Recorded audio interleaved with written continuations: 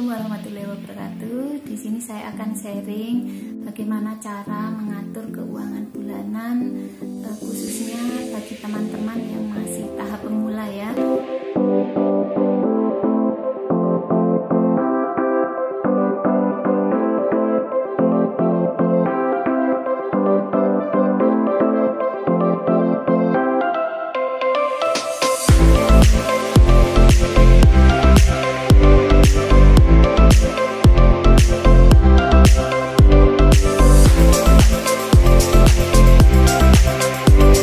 Yang pertama, kita hitung pendapatan bersih per bulan kita.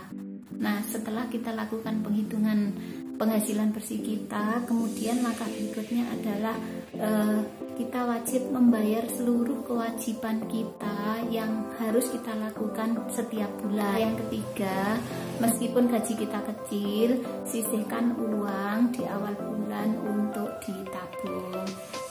Yang keempat, menekan pengeluaran. Nah, kita berupaya menekan pengeluaran, terutama pengeluaran yang tidak penting ya teman-teman.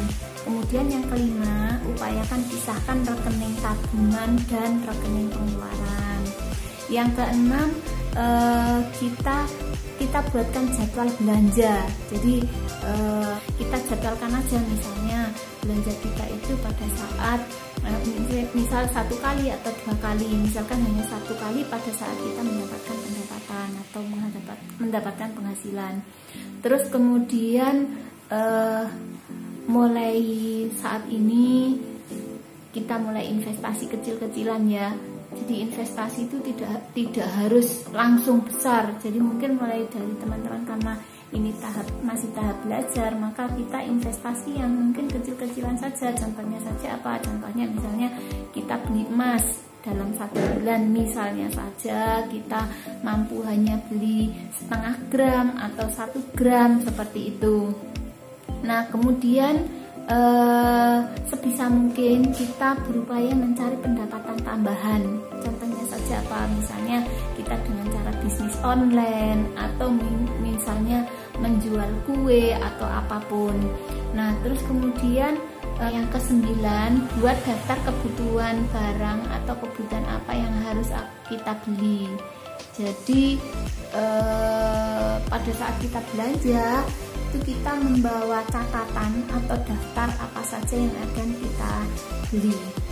Kemudian buat catatan pengeluaran. Jadi ini sangat penting teman-teman. Jadi setiap bulan kita melakukan ada planning dalam 1 bulan ini apa, terus kemudian kita catat apakah antara planning dengan yang kita keluarkan itu sudah cocok atau belum, atau bahkan mungkin ada sisa seperti itu. Harapannya kalau kita catat ini minimal persis atau sama dengan yang kita planningkan atau kita catat pengeluaran kita. Tetapi akan lebih baik juga kalau misalnya pengeluaran kita ini lebih kecil dari yang kita planningkan, misalnya seperti itu, sehingga sisanya itu bisa kita tabung. Kemudian tips yang ke-11, tinggalkan kebiasaan menggunakan kartu kredit khususnya untuk konsumtif. Ini salah satu tips bagaimana mengatur keuangan kita bisa stabil. Kemudian yang terakhir, pada saat kita belanja, bawalah uang cash secukupnya saja. Karena kadangkala kalau kita membawa uang banyak pada saat kita di tempat belanja, itu kadang sesuatu yang sebetulnya tidak kita butuhkan, tapi karena kita membawa uang, akhirnya kita belanja yang hal-hal yang sebetulnya tidak perlu. Dalam pencatatan pengelolaan keuangan rutin bulanan ini, di sini saya biasanya bagi menjadi 3 pos.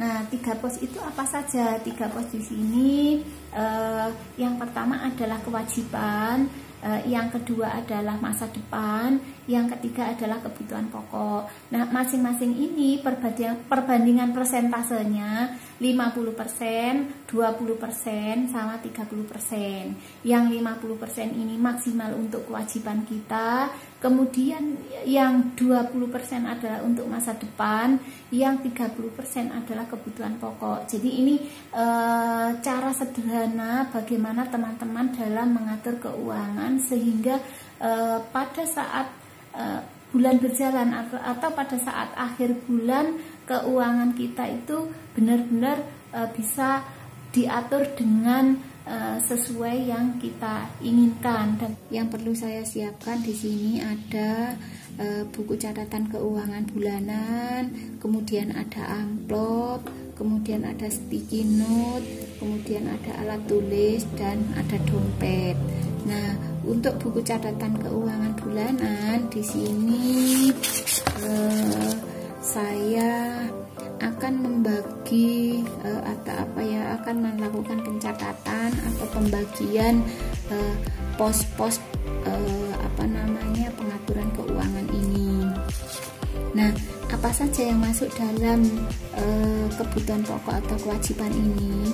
Di sini, jadi di sini ada ada misalnya saja ya teman-teman ya, membayar cicilan kredit, terus kemudian membayar tagihan listrik, kemudian membayar tagihan PDAM, membayar tagihan telepon atau internet, membayar SPP anak kita, kemudian membayar arisan, kemudian di sini juga kita tambahkan membayar zakat profesi bulanan. Biasanya kita bayarkan minimal 2,5% dari penghasilan kita. Nah, untuk kebutuhan pokok atau kita anggap kewajiban ini kenapa saya dahulukan, karena ini istilahnya itu hukumnya wajib, harus kita lakukan pembayaran setiap bulan. Kalau ini tidak kita lakukan, maka efeknya akan bisa misalnya ada denda, terus kemudian tentunya ini intinya ini kewajiban yang harus kita bayar, dan di sini jumlahnya 50% dari penghasilan kita. Nah, terus kemudian yang kedua adalah yang saya sampaikan tadi kan ada 20% sama 30%. Nah, di sini yang 20% untuk masa depan. Nah, apa maksudnya masa depan ini? Contohnya di sini ya teman-teman. Jadi untuk yang pertama menabung ya. Jadi kita wajib menabung. Jadi bisa misalnya ada menabung, ada asuransi, mungkin bisa investasi. Jadi teman-teman bisa disesuaikan dengan penghasilan masing-masing. Nah, terus kemudian yang berikutnya adalah sebesar 30%. Di sini adalah gaya hidup atau kebutuhan hidup. Nah, contohnya apa di sini teman-teman? Jadi ada misalnya belanja kebutuhan sabun, sampo, dan lain sebagainya ya ini ya. Terus kemudian belanja harian, terus kemudian ada kebutuhan LPG, saku anak sekolah, kemudian untuk sodako, untuk cadangan dan lain sebagainya. Nah, di sini totalnya 30%.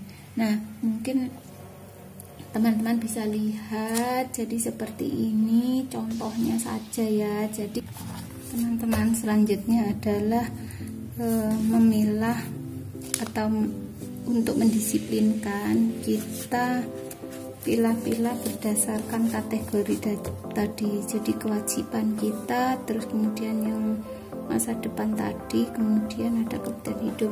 Nah, ini masing-masing yang kita keluarkan dalam bentuk cash pada awal bulan, pada saat kita mendapatkan penghasilan langsung kita ambil dari tabungan, dari situ kemudian kita masukkan ke pos masing-masing. Ini contohnya saja untuk kewajiban ya. Yang pertama di sini Kalau yang untuk cicilan, kemudian tagihan listrik, PDAM, internet ini bisa secara online, jadi tidak perlu diambil uang cash, namun bisa melalui bank. Kemudian yang bisa yang kita ambil secara cash di sini ada misalnya ya untuk biaya SPP. Jadi biaya SPP ini kita amplopi, kita namakan biaya SPP. Terus kemudian contohnya lagi ada untuk arisan, terus kemudian arisan dhamma, kemudian ada zakat profesi. Nah, kita pilah-pilah sesuai dengan contohnya, jadi seperti ini ya teman-teman. Jadi kita masukkan ke dalam sini uangnya. Terus kemudian contohnya lagi misalnya untuk arisan, masukkan di sini. Nah, untuk kewajiban kita tandai warna kuning.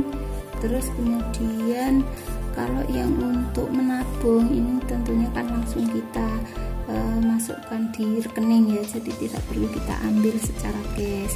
Nah, yang perlu kita ambil secara cash lagi di sini contohnya adalah untuk belanja, kalau belanja sabun dan lain-lain mungkin tergantung ya, apakah mungkin misalnya belanja kita menggunakan ATM di pertokoan atau mungkin kita belanjanya di toko biasa, berarti harus dicatat di sini. Terus kemudian yang kedua untuk belanja harian. Jadi belanja harian contohnya teman-teman misalnya seperti ini, kita masukkan ke dalam amplop. Nah, biaya harian ini adalah biaya yang kita pakai belanja setiap hari untuk kebutuhan hidup, misalnya untuk beli sayur-sayuran, ikan dan lain sebagainya, kita masukkan di sini. Terus kemudian ini contohnya lagi misalnya biaya LPG, aqua dan lain sebagainya. Terus mungkin ini untuk saku anak-anak, jadi saku anak-anak dalam 1 bulan ini ada berapa, kita masukkan dalam amplop ini.